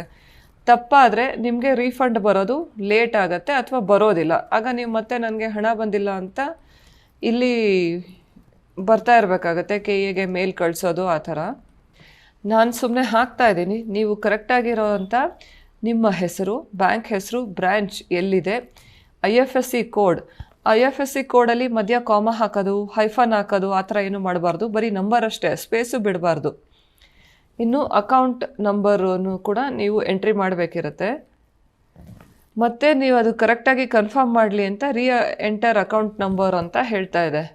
ಈಗ ನೆಕ್ಸ್ಟು ನಾನು ಸೇವ್ ಮಾಡಿ ಅಂತ ಹೇಳ್ತಿದ್ದೀನಿ, ಆಯಿತಾ. So bank details saved. ನಾವು I should go to next screen. ಈಗ ಇದಿಷ್ಟೂ ನಾವು ಫಿಲ್ ಮಾಡಿದ್ದೀವಿ. ಡಾಕ್ಯುಮೆಂಟ್ ಅಪ್ಲೋಡಿಂಗ್ ಶುರುವಾಗಿದೆ. Final screen almost. ಅಂದರೆ 10th ಸ್ಟ್ಯಾಂಡರ್ಡ್ ಮಾರ್ಕ್ಸ್ ಕಾರ್ಡು. ನಾನು ಆಂಗ್ಲೋ ಇಂಡಿಯನ್ ಚೂಸ್ ಮಾಡಿರೋದ್ರಿಂದ ಆಂಗ್ಲೋ ಇಂಡಿಯನ್ ಇದು ಕೂಡ ಬರ್ತಾ ಇದೆ. ರಿಸರ್ವೇಷನ್ಸಲ್ಲಿ ಏನೇನು ಕ್ಲೈಮ್ ಮಾಡಿರ್ತೀವೋ ಅವೆಲ್ಲನೂ ಅಪ್ಲೋಡಿಂಗಿಗೆ ಕೇಳುತ್ತೆ, along with passport size photo, thumb photo and signature. So ಈಗ ಇದನ್ನೆಲ್ಲ ನಾನು ಅಪ್ಲೋಡ್ ಮಾಡಿ ಆಗಿದೆ ಅಂತ ಅಂದ್ಕೊಳ್ಳೋಣ. ಅಪ್ಲೋಡ್ ಮಾಡಾದಮೇಲೆ we should see download reference document. ಏನೇನು ಅಪ್ಲೋಡ್ ಮಾಡಿದ್ದೀರಾ ಅಂತ ನೀವು ಒಂದು ಎಂಟ್ರ್ ಮಾಡಿ ಇಟ್ಕೋಬೇಕಾಗತ್ತೆ. ಇದಾದ ನಂತರ ಸೊ ಈಗ ಡಾಕ್ಯುಮೆಂಟ್ ಪಟ್ಟಿಲಿರೋ ಎಲ್ಲ ಫೈಲ್ಸ್ನೂ ನೀವು ಅಪ್ಲೋಡ್ ಮಾಡಿ ಅಂತ ಕೇಳ್ತಿದೆ. ಅದಾದಮೇಲೆ ನಾವು ಕೋರ್ಸ್ ಡೀಟೇಲ್ಸ್ಗೆ ಹೋಗಬೇಕು. ಬಟ್ ಕೋರ್ಸ್ ಡೀಟೇಲ್ಸ್ಗೆ ಹೋಗೋಕ್ಕೆ ಸಾಧ್ಯ ಇಲ್ಲ ಅನ್ಲೆಸ್ ಇದನ್ನು ಕಂಪ್ಲೀಟ್ ಆಗದೆ ನೆಕ್ಸ್ಟ್ ಸ್ಕ್ರೀನ್ಗೆ ಅದು ಹೋಗಲ್ಲ. You have to be here only. Okay, ಈಗ ಅಪ್ಲೋಡಿಂಗ್ ಡಾಕ್ಯುಮೆಂಟ್ಸ್ ಅಂತ ಏನದು ಕೇಳ್ತಾ ಇತ್ತು. ಐ ಹ್ಯಾವ್ ಅಪ್ಲೋಡೆಡ್ ಇಟ್ ನಾವು. ಈಗ ಇದಿಷ್ಟು ಏನೇನು ನಾನು ರಿಸರ್ವೇಷನ್ಸ್ ಹೇಳಿದ್ದೆ, 10th ಸ್ಟ್ಯಾಂಡರ್ಡು, ಆಂಗ್ಲೋ ಇಂಡಿಯನ್ನು, ಜೊತೆಗೆ ಪಾಸ್ಪೋರ್ಟ್ ಸೈಜ್ ಫೋಟೋ, ಥಂಬು, ಸಿಗ್ನೇಚರು, ಎಲ್ಲ ಡಾಕ್ಯುಮೆಂಟ್ಸ್ನೂ ಅಪ್ಲೋಡ್ ಮಾಡಿದ್ದೀವಿ. ಸಪೋಸ್ ಅಪ್ಲೋಡ್ ಮಾಡಿರೋಂಥ ಡಾಕ್ಯುಮೆಂಟ್ ತಪ್ಪಾಗಿದೆ ಅಂದರೆ ನಾವು ಅದನ್ನ ಡಿಲೀಟ್ ಕೂಡ ಮಾಡಬಹುದು, ಮತ್ತು ಫ್ರೆಶ್ ಆಗಿ ಅಪ್ಲೋಡ್ ಮಾಡಬಹುದು. ಜೊತೆಗೆ ಇಲ್ಲಿ ಡೌನ್ಲೋಡ್ ರೆಫರೆನ್ಸ್ ಡಾಕ್ಯುಮೆಂಟ್ಸ್ ಅಂತಿರುತ್ತೆ. ಏನೇನು ಅಪ್ಲೋಡ್ ಮಾಡಿದ್ದೀವಿ ಅದನ್ನೆಲ್ಲ ಒಮ್ಮೆ ಇಲ್ಲಿ ಡೌನ್ಲೋಡ್ ಮಾಡಿ ಕೂಡ ನೋಡಬಹುದು. ಸೊ ಈಗ ಅಪ್ಲೋಡಿಂಗ್ ಆಯಿತು, ನಾನು ನೆಕ್ಸ್ಟ್ ಅಂತ ಹೇಳ್ತಾ ಇದ್ದೀನಿ. ಅಲ್ಲಿಗೆ ಡಾಕ್ಯುಮೆಂಟ್ ಅಪ್ಲೋಡ್ ಅಂದರೆ ನಾವು ಇಷ್ಟು ಏನು ಪಾರ್ಟ್ಸ್ ಇದೆ ಅರ್ಜಿಯ ವಿವರಗಳು ಅದನ್ನು ಕಂಪ್ಲೀಟ್ ಮಾಡಿದ್ದೀವಿ. General details, eligibility class, reservation, study details, NRI ward details, bank details and document uploading. ಈಗ ಭಾಳ ಪ್ರಮುಖವಾದದ್ದು ಕೋರ್ಸ್ ಡೀಟೇಲ್ಸ್. ಕೋರ್ಸ್ ಡೀಟೇಲ್ಸ್ ಅಂದರೆ UG CET, UG medical, UG paramedical ಅಂದರೆ BPO, BPT, AHS, UG architecture, NATA. ಇದು ಯಾವುದ್ಯಾವುದರಲ್ಲಿ ನೀವು admission ಬಯಸ್ತೀರಾ ಅಂತ. ನನ್ನ suggestion ಏನಿದೆ, CET, ನರ್ಸಿಂಗ್, ಮೆಡಿಕಲ್, ನಾಟಾ ಇದಿಷ್ಟೂ ಮ್ಯಾಂಡೇಟ್ರಿಯಾಗಿ ಎಲ್ಲರೂ ಚೂಸ್ ಮಾಡೋದು ಒಳ್ಳೆಯದು. ಈಗ ಬರೀ CETನ ಮಾತ್ರ ನೀವು ಈಗ ಚೂಸ್ ಮಾಡಿದ್ರೆ ನೀವು ಅಂದ್ಕೊಳ್ತಾ ಇರ್ಬೋದು, ನಾನು ನಾಟಾ ಏನೋ ನಾನು ನಾಟಾ ಸಪ್ರೇಟ್ ಬರಿತಿದ್ದೀನಿ, ನೀಟ್ ಸಪ್ರೇಟ್ ಬರಿತಿದ್ದೀನಿ, ಸೊ ಇಲ್ಲಿ ಏನು ಚೂಸ್ ಮಾಡೋ ಅವಶ್ಯಕತೆ ಇಲ್ಲ ಅಂತ. ಈಗಾಗಲೇ ಹೇಳಿರೋ ಥರ ಇದು ಬರೀ CET, ಎಂಜಿನಿಯರಿಂಗ್, ನರ್ಸಿಂಗ್, ವೆಟರ್ನರಿ ಇದಕ್ಕೆ ಮಾತ್ರ ಎಕ್ಸಾಮ್ ಬರೆಯೋದಕ್ಕೆ ಇರೋವಂಥ ಅಪ್ಲಿಕೇಶನ್ ಅಷ್ಟೇ ಅಲ್ಲ, ಡಾಕ್ಯುಮೆಂಟ್ ವೆರಿಫಿಕೇಷನು ಮತ್ತು ಸೀಟ್ ಅಲಾಟ್ಮೆಂಟ್ ಕೂಡ ಈ ಅಪ್ಲಿಕೇಶನ್ ಮೂಲಕನೇ ಆಗತ್ತೆ. ಸೊ ಹಾಗಾಗಿ ಯಾರ್ಯಾರು ಮೆಡಿಕಲ್ ಸೀಟ್ ಅಲಾಟ್ಮೆಂಟಲ್ಲಿ ಭಾಗವಹಿಸಬೇಕು ಅಂತಿದ್ದಾರೆ ಅವರು ಕೂಡ ಸೆಲೆಕ್ಟ್ ಮಾಡಬೇಕು. ಇದು ಎಕ್ಸಾಮ್ ಬರೆಯೋದಕ್ಕೆ ಅಲ್ಲ, ಸೀಟ್ ಅಲಾಟ್ಮೆಂಟಿಗೆ. ಇದು CET ಎಂಜಿನಿಯರಿಂಗು ಎಕ್ಸಾಮ್ ಬರೆಯೋದಕ್ಕೆ ಮತ್ತು ಸೀಟ್ ಅಲಾಟ್ಮೆಂಟ್ ಎರಡಕ್ಕೂ. Engineering, nursing, veterinary, okay AYUSH ಇಲ್ಲಿದೆ, it should have come here, agriculture, pharmacy. ಜೊತೆಗೆ ನಾಟಾ ಹುಡುಗರು ಕೂಡ ಇಲ್ಲಿ ಸೆಲೆಕ್ಟ್ ಮಾಡಬೇಕಂದ್ರೆ ನಾಟಾ ಟೆಸ್ಟ್ ಬರಿಬೇಕವರು, ಬಟ್ ಸೀಟ್ ಅಲಾಟ್ಮೆಂಟ್ಗೋಸ್ಕರ ಇಲ್ಲಿ ಸೆಲೆಕ್ಟ್ ಮಾಡಬೇಕು. ಯಾರ್ಯಾರು ಪ್ಯಾರಾಮೆಡಿಕಲ್ ಕೋರ್ಸಸಲ್ಲಿ ಇಂಟ್ರೆಸ್ಟೆಡ್ ಇದ್ದಾರೆ ಅವರು ಕೂಡ UG ಪ್ಯಾರಾಮೆಡಿಕಲ್ ಇಷ್ಟನ್ನು ಸೆಲೆಕ್ಟ್ ಮಾಡಬಹುದು. ನನ್ನ ಅಡ್ವೈಸು, ಎಲ್ಲ ಎಷ್ಟೊಂದೂ ಸೆಲೆಕ್ಟ್ ಮಾಡಿದ್ರೂ ಒಂದು ಸಿಂಗಲ್ ಫೀಸೇ ಇರೋದ್ರಿಂದ ನೀವು ಎಲ್ಲನೂ ಚೂಸ್ ಮಾಡೋದು ಮುಂದೆ ನಿಮ್ಮ ಸೇಫ್ಟಿ ಸೇಕ್ಗೆ ಒಳ್ಳೆಯದು. ಅಂದರೆ ಮುಂದೆ ನೀವು ನಾಟಾ ಬರಿಬೋದು, ನೀಟ್ ಬರಿಬೋದು, ಅಕಸ್ಮಾತ್ ಪ್ಯಾರಾಮೆಡಿಕಲ್ ಕೋರ್ಸಸಲ್ಲಿ ಭಾಗವಹಿಸಬೇಕು ಅಂತ ಡಿಸೈಡ್ ಮಾಡಬಹುದು. ಸೊ ಹಾಗಾಗಿ ಎಲ್ಲನೂ ಈಗಲೇ ಚೂಸ್ ಮಾಡ್ಕೊಳ್ಳಿ, ಆಗ ಸೀಟ್ ಅಲಾಟ್ಮೆಂಟ್ ಸಮಯದಲ್ಲಿ ನಿಮಗೆ ಸಮಸ್ಯೆ ಇರೋದಿಲ್ಲ. Please choose all. ಅದಾದಮೇಲೆ ಈಗ ನಾವು ಅಪ್ಲೈ ಅಂತ ಹೇಳಬೇಕು. ಇದಿಷ್ಟು ಚೂಸ್ ಮಾಡಾದಮೇಲೆ ಅಪ್ಲೈ ಅಂತ ಅದು ಹೇಳ್ತಿದೆ, ನೀವಿಷ್ಟು ಕೋರ್ಸಸ್ ಸೆಲೆಕ್ಟ್ ಮಾಡಿದ್ದೀರಾ ಅಂತ. ಬಟ್ ಅಪ್ಲಿಕೇಶನ್ ಫೀಸ್ ಮಾತ್ರ ಯಾವಾಗಲೂ ಸಿಂಗಲ್ ಆಗೇ ಬರುತ್ತೆ. ಇಲ್ಲಿ ನಾವು ಟೆಸ್ಟ್ ಚೆಕ್ಗೆ ಅಂತ ₹1 ಅಂತ ಹಾಕಿದ್ದೀವಿ. ಇಲ್ಲಾಂದರೆ ಸಾಮಾನ್ಯ CET ಅಪ್ಲಿಕೇಶನ್ ಫೀಸ್ ಎಷ್ಟಿರುತ್ತೆ, ನೀವು ಇಷ್ಟು ಸೆಲೆಕ್ಟ್ ಮಾಡಿದ್ರೂ ಅದು ಅಪ್ಲಿಕೇಶನ್ ಫೀಸ್ ಒಂದೇ ಇರುತ್ತೆ. ಈಗ ನಾನು CET ಅಂತ ಸೆಲೆಕ್ಟ್ ಮಾಡಿರೋದ್ರಿಂದ ಎಕ್ಸಾಮ್ ಸೆಂಟ್ರನ್ನ ನಾನು ಚೂಸ್ ಮಾಡಬೇಕಿರುತ್ತೆ. ಅದಕ್ಕೂ ಮೊದಲು ಯಾರ್ಯಾರು CET ಸೆಲೆಕ್ಟ್ ಮಾಡ್ತಾರೆ ಅವರಲ್ಲಿ ಯಾರಾದರೂ ಅಗ್ರಿಕಲ್ಚರಿಸ್ಟ್ ಕೋಟಾದವರಾಗಿದ್ದರೆ ಎಸ್ ಅಂತ ಹೇಳಬೇಕು, ಮತ್ತು ಪ್ರಾಕ್ಟಿಕಲ್ ಎಕ್ಸಾಮ್ನ ಎಲ್ಲಿ ಬರಿತೀವಿ ಅಂತ ಚೂಸ್ ಮಾಡಬೇಕು. ಎಷ್ಟೊಂದು ಹುಡುಗರು ಏನು ಹೇಳ್ತಾರೆ, CET ಎಲ್ಲ ಮುಗಿದ ಮೇಲೆ ಸೀಟ್ ಅಲಾಟ್ಮೆಂಟ್ ಟೈಮಲ್ಲಿ ನಾವು ಅಗ್ರಿಕಲ್ಚರಿಸ್ಟ್ ಕೋಟಾ ಅಂದರೆ ನಾವು ಅದರೊಳಗೆ ಬರ್ತಿದ್ವಿ ರೈತ ಕುಟುಂಬಕ್ಕೆ, ಬಟ್ ನಾನು ಅಪ್ಲಿಕೇಶನಲ್ಲಿ ಹಾಕಿಲ್ಲ ಅಂತ. ಸೊ ಅಪ್ಲಿಕೇಶನಲ್ಲಿ ಹಾಕದೇ ಇರೋ ಕ್ಲೇಮ್ಸ್ನ ಪರಿಗಣಿಸೋದಕ್ಕೆ ಬರೋದಿಲ್ಲ. ಹಾಗಾಗಿ ನೀವು ಅಗ್ರಿಕಲ್ಚರಿಸ್ಟ್ ಕೋಟಾಗೆ ಸೇರಿದರೆ ದಯವಿಟ್ಟು ಈಗಲೇ ಎಸ್ ಅಂತ ಹಾಕಿ. ಇನ್ನು CET ಎಕ್ಸಾಮ್ ಬರೆಯೋದಕ್ಕೆ ನೀವು ಯಾವ ಜಿಲ್ಲೆ ಅಥವಾ ತಾಲೂಕಿನಿಂದ ಬರೆಯೋಕ್ಕೆ ಇಷ್ಟಪಡ್ತಿದ್ದೀರಿ ಅಂತ. ಈಗ ನಾನು ಬೆಂಗಳೂರು ಸೌತ್ ಹೇಳ್ತಾ ಇದ್ದೀನಿ, 2 ಸೆಂಟರ್ಸ್ ಹೇಳಬೇಕು ನೀವು. ಬೆಂಗಳೂರು ಸೌತು, ಬಾಗಲಕೋಟೆ ಅಂತ ನಾನು ಚೂಸ್ ಮಾಡಿದ್ದೀನಿ. ಬಟ್ ನೀವೇನು ಮಾಡಬೇಕು, ಪರೀಕ್ಷೆ ಎಲ್ಲಿ ಬರೀತೀರಾ ಅದು ಫಸ್ಟ್ ಪ್ರಯಾರಿಟಿ ಆಗಿರಬೇಕು ಬೆಂಗಳೂರು ಸೌತು. ಸಪೋಸ್ ಅಲ್ಲಿ ನಿಮಗೆ ಎಕ್ಸಾಮ್ ಸೆಂಟ್ರು ಸಿಕ್ಕಿಲ್ಲ ಅಂದರೆ ಅದ್ರ ನಿಯರೆಸ್ಟ್ ಪ್ಲೇಸ್ ಚೂಸ್ ಮಾಡಬೇಕು. ಸೊ ಬೆಂಗಳೂರು ಸೌತ್ಗೆ ಬಾಗಲಕೋಟೆ ನಿಯರೆಸ್ಟ್ ಪ್ಲೇಸ್ ಅಲ್ಲ, ನಾನು ಚಿಕ್ಕಬಳ್ಳಾಪುರನ ಚೂಸ್ ಮಾಡ್ತೀನಿ. ಈಗ ಎಲ್ಲ ಸೆಲೆಕ್ಟ್ ಆದಮೇಲೆ ಖಚಿತಪಡಿಸಿ ಅಂತ ಇದೆ, ನಾನು ಆಯಿತು ಖಚಿತಪಡಿಸಿ ಆಯಿತು, submit. Okay, so document upload ನಾನು ಮಾಡಾಯಿತು, ಇಷ್ಟೂ ನಾನು ಕಂಪ್ಲೀಟ್ ಮಾಡಾಗಿದೆ. ಈಗೇನಿದ್ರು ಫೀಸ್ ಅಷ್ಟು ಈಗ ಮುಂದುವರೆಸು, ನೆಕ್ಸ್ಟ್ ಪೇಜ್ಗೆ ನಾನು ಹೋಗಬೇಕು. ಈಗೇನಿದ್ರು ಫೀಸ್ ಪೇಮೆಂಟ್ ಅಷ್ಟೇ ಬಾಕಿ ಇದೆ. ನೋಡಿ, ನೀವು ಈ ಫೀಸ್ ಪೇಮೆಂಟ್ಗೆ ಬಂದಾದಮೇಲೆ ಹಳೇದನ್ನು ಯಾವುದನ್ನು ಎಡಿಟ್ ಮಾಡೋದಕ್ಕೆ ಬರಲ್ಲ. ಈ ಕೋರ್ಸ್ ಡೀಟೇಲ್ಸ್ವರೆಗೂ ನೀವು ವಾಪಸ್ ಹೋಗಿ ಎಡಿಟ್ ಮಾಡಬಹುದು. ಬಟ್ ಒಂದು ಸತಿ ಪೇಮೆಂಟ್ ಸ್ಕ್ರೀನ್ಗೆ ಬಂದಮೇಲೆ ಮತ್ತು ಹಳೇದನ್ನು ಹೋಗಿ ಎಡಿಟ್ ಮಾಡೋಕ್ಕೆ ಬರೋಲ್ಲ. ಸೊ ದಯವಿಟ್ಟು ಕೋರ್ಸ್ ಡೀಟೇಲ್ಸ್ ನೀವು ಫಿಲ್ ಮಾಡಿದಾಗ ಎಲ್ಲ ಸ್ಕ್ರೀನ್ಸ್ನು ಇನ್ನೊಮ್ಮೆ ಇಲ್ಲಿ ಹೇಗಿದ್ರು ಕ್ಲಿಕ್ ಮಾಡಿದ್ರೆ ಮತ್ತೆ ಅದು ಓಪನ್ ಆಗ್ತಾ ಹೋಗುತ್ತೆ. ನೀವು ಅಲ್ಲಿ ಕ್ಲಿಕ್ ಮಾಡಿ ಇನ್ನೊಮ್ಮೆ ವೆರಿಫೈ ಮಾಡಿ ಎಲ್ಲ ಕರೆಕ್ಟ್ ಇದೆ ಅಂದಮೇಲೆ ನೀವು ಈ ಪೇಮೆಂಟಿಗೆ ಬರಬೇಕಿರುತ್ತೆ. ಈಗ candidate name, application number, reference ಬರ್ತಿದೆ, 4 rupees ಬಂತು. ಈಗ ನಾನು ಪೇ ನೌ ಅಂತ ಕೊಡ್ತಾ ಇದ್ದೀನಿ. This is the last thing. So pay now ಅಂದಾಗ ಎಷ್ಟೊಂದು ಆಪ್ಷನ್ಸ್ ಇದೆ. ಕ್ರೆಡಿಟ್ ಕಾರ್ಡಿಂದ, ಡೆಬಿಟ್ ಕಾರ್ಡಿಂದ, ಇಂಟರ್ನೆಟ್ ಬ್ಯಾಂಕಿಂಗಿಂದ, QR ಕೋಡಿಂದ, ಭೀಮ್ UPIಯಿಂದ ಯಾವುದರಿಂದ ಬೇಕಾದರೂ ನಾವು ಪೇಮೆಂಟ್ ಮಾಡಬಹುದು. ಸೊ ಡೆಬಿಟ್ ಕಾರ್ಡ್ ಕೊಟ್ಟರೆ ನೀವು ಡೆಬಿಟ್ ಕಾರ್ಡ್ ಡೀಟೇಲ್ಸ್ ನೀವು ಹಾಕಬೇಕು, ಇಲ್ಲ QR ಕೋಡ್ ಸ್ಕ್ಯಾನ್ ಮಾಡಿ ಕೂಡ ನೀವು ಪೇಮೆಂಟ್ ಮಾಡಬಹುದು. ನಿಮಗೆ ಯಾವುದು ಈಸಿ ಇರುತ್ತೆ ಅದ್ರ ಮೂಲಕ ನೀವು ಪೇಮೆಂಟ್ ಮಾಡಿ. ಮೇಕ್ ಪೇಮೆಂಟ್ ಅಂತ ಕೊಟ್ಟು ಪೇಮೆಂಟ್ನ ಕಂಪ್ಲೀಟ್ ಮಾಡಿ. ಸೊ ಈಗ click here to print final application ಅಂತಿರುತ್ತೆ. ನೀವು ಇದ್ರ ಮೇಲೆ ಕ್ಲಿಕ್ ಮಾಡಿ. ಇಲ್ಲಿ ಫೈನಲ್ ಅಂತ ಬರದೆ ಡ್ರಾಫ್ಟ್ ಅಂತ ಬಂದರೆ ಯಾವುದೋ ಒಂದು ಸ್ಟೇಜು ಇನ್ಕಂಪ್ಲೀಟ್ ಆಗೋಯ್ತು, ಇಲ್ಲ ಪೇಮೆಂಟ್ ಆಗಲಿಲ್ಲ ಅಂತ. ನಾನೀಗ ಕ್ಲಿಕ್ ಮಾಡಿದಾಗ ಇಲ್ಲಿ ಒಂದಷ್ಟು ಡಾಕ್ಯುಮೆಂಟ್ಸ್ ಲಿಸ್ಟ್ ಓಪನ್ ಆಯಿತು ಈ ಡೌನ್ಲೋಡ್ಸಲ್ಲಿ. ಸೊ ಇಲ್ಲಿ ನೀವು ಓಪನ್ ಮಾಡಿಕೊಂಡು ಅದನ್ನ ಪ್ರಿಂಟ್ ಮಾಡಿ ಇಟ್ಕೊಳ್ಬೇಕು. ಇಲ್ಲಿಗೆ ನಿಮ್ಮ ಅಪ್ಲಿಕೇಶನ್ ಕಂಪ್ಲೀಟ್ ಆಯಿತು. ಸೊ ಇದು ನಿಮ್ಮದು ಅಪ್ಲಿಕೇಶನ್ ಕಮ್ ವೆರಿಫಿಕೇಷನ್ ಮೋಡಲ್ಲಿ ಇರುವಂಥದ್ದು. ಇನ್ನೊಮ್ಮೆ ವೆರಿಫಿಕೇಷನ್ಗೆ KEAಗೆ ಬರೋ ಅವಶ್ಯಕತೆ ಇಲ್ಲ. ಎಲ್ಲ ಡೀಟೇಲ್ಸು ಕರೆಕ್ಟ್ ಆದರೆ ಇದ್ರ ಮೂಲಕನೇ ವೆರಿಫಿಕೇಷನ್ ಆಗಿಬಿಡುತ್ತೆ. ಈ ರೀತಿಯಾಗಿ ನೀವು ಅರ್ಜಿ ತುಂಬಿಸೋದು ಬಹಳ ಉತ್ತಮ. ನೀವು ಬೇಕಿದ್ರೆ ನಿಮ್ಮ ಲೆಕ್ಚರರ್ಸ್ ಮಾರ್ಗದರ್ಶನವನ್ನು ನೀವು ತೊಗೊಳ್ಬಹುದು. ನಿಮ್ಮ ಕಾಲೇಜ್ನಲ್ಲಿರೋ ಲೆಕ್ಚರರ್ಸ್ಗೆ ಕೂಡ ಈ ಅರ್ಜಿಯನ್ನು ತುಂಬಿಸೋದಕ್ಕೆ ಒಂದು ಟ್ರೈನಿಂಗ್ ಆಗಿರುತ್ತೆ. ಸೊ ಹಾಗಾಗಿ ಎಲ್ಲರಿಗೂ ಬೆಸ್ಟ್ ಆಫ್ ಲಕ್.